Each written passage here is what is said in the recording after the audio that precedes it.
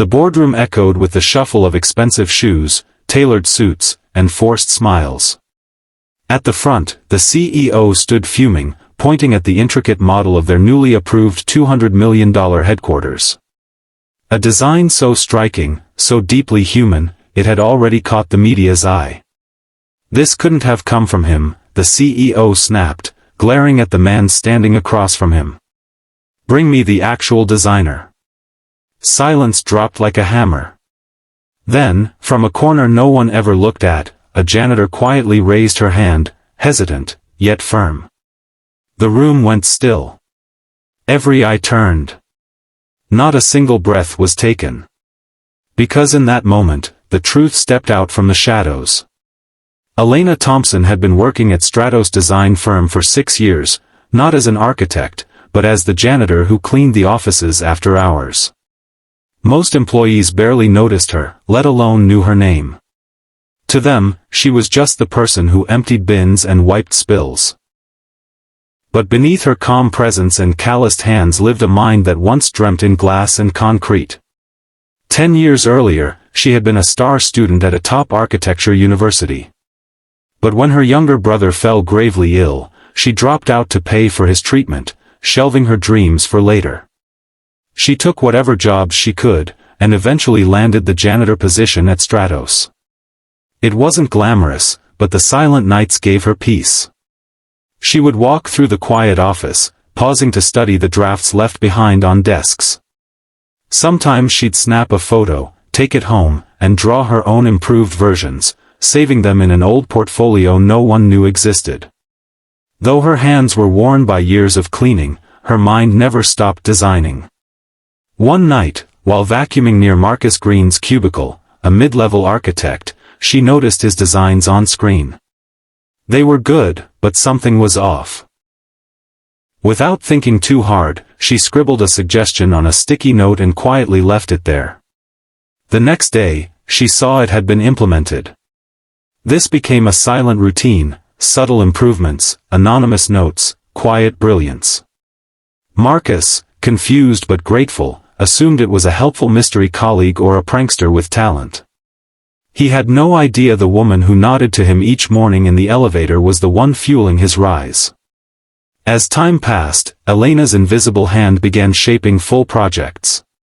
When Marcus was tasked with developing a concept for the firm's biggest project yet, a flagship headquarters, he panicked. He knew he was out of his depth. One evening, half joking, half despairing, he muttered into the hallway, "Whoever you are, help me again." This time, Elena stepped forward. "You?" he breathed, stunned. She showed him her drawings, sketched in charcoal and pencil, filled with emotion and precision. At first, Marcus was speechless. Then, humbled. He knew instantly. She was the real genius. They formed a quiet alliance. She created the vision, he handled the technical side and presentations. Marcus gave her access to his design software. After her shifts, Elena stayed late into the night, refining the design that would change everything. Their proposal wasn't just impressive, it was visionary. A building rooted in community, sustainability, and light. It felt alive. The CEO loved it. So did the board. Investors buzzed. Marcus was praised as a rising star. But the accolades felt hollow.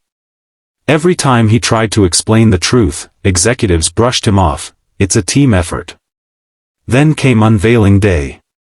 Everyone was there, the top brass, media, city leaders.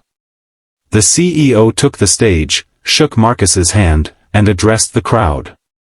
"We're proud of this design," he said. "But something feels off. I've known Marcus for years, and while he's talented, this feels beyond him." He looked around. "So let me ask. Who really designed this?" The room held its breath. At the very back, mop in hand, Elena raised her arm. Some laughed. Some gasped. Most just stared. "And who are you?" the CEO asked. She stepped forward, voice steady. My name is Elena Thompson. I'm a janitor here. But I also designed this building. Murmurs rippled through the crowd. But Marcus stepped beside her. She's telling the truth, he said. All of it came from her sketches. I just helped make them digital. The CEO asked to see proof. Elena quietly pulled out her old portfolio, pages worn from years of hope. When she opened it, the room leaned in. What they saw weren't just drawings, they were emotions made tangible. Schools shaped like arms ready to hug. Libraries that danced with daylight. Community spaces with gardens reaching for the sky. They weren't just blueprints, they were dreams. You design with heart, the CEO murmured. She nodded. Because I've cleaned every inch of this place. I know where the shadows fall. I know what makes a room feel human. I've had to bury my dreams before. But not anymore. Right then, the firm offered her a job. But Elena didn't just want employment, she wanted impact. She asked to lead a team that would open doors for overlooked talent, create mentorships for the unheard, and design spaces that served real people. 6 months later, the Thompson division was born, led by Elena with Marcus by her side. When the building was finally unveiled, it wasn't just beautiful. It felt honest. The mayor stood on stage that day and said, "This space was created by someone who understands people, not just measurements." And that, he said, looking at Elena, is what real architecture is. Greatness doesn't always wear a suit. Sometimes, it holds a broom. And sometimes, the real genius is the one no one ever saw coming.